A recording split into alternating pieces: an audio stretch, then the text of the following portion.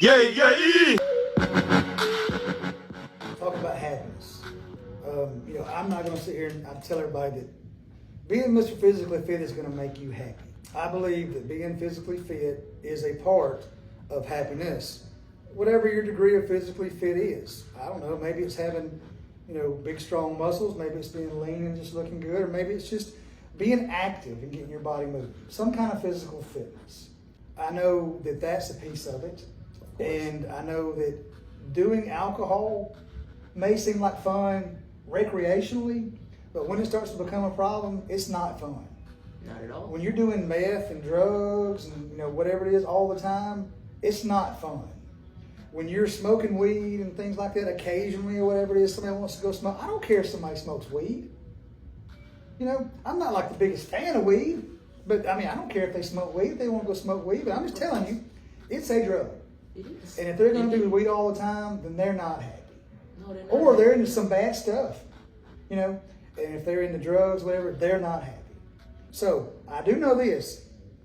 If you want to be happy, you have to get rid of this stuff, man. Whether it's over-addiction of alcohol, marijuana all the time, meth, cocaine, crack cocaine, whatever it is, you're going to have to figure out a way to get rid of this, doing this stuff. Now, me personally, I told my story about how I started getting rid of it.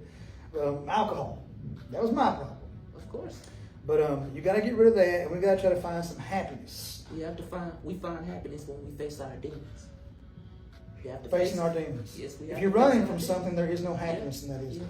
No, because it'll be right there waiting for you as soon as you sober up. Right. That's anything in life.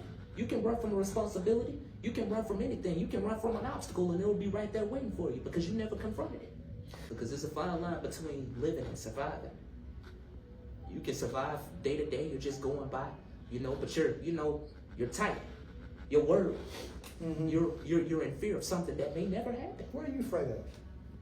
I'm afraid of not amounting to anything. That's the primary basis of my fear. I think about the process, and I think about, what if this never leads to anything? What if I never become the person that I really desire to become? That's what worries me. Does financial stuff worry you? Because, most people in this world, man, we're scared. All I know is all I hear, what I see. People running around with all these nice things and whatever it is, and things running around and going in debt. So, as a society, we're living way beyond our means. It seems like we're just chasing money, and money's become so valued. If you run around wanting to chase money all the time, man, maybe you get it. Maybe you catch it. I've enjoyed money somewhat, some degree, but money doesn't make you happy. Money, I can't speak of it, I can't speak of it. I don't have a significant amount of it. But, I can say is a lot of times when some people get money, I feel like they try to overcompensate for something. Are you trying to cover up something? What are you afraid of? Yeah, yeah.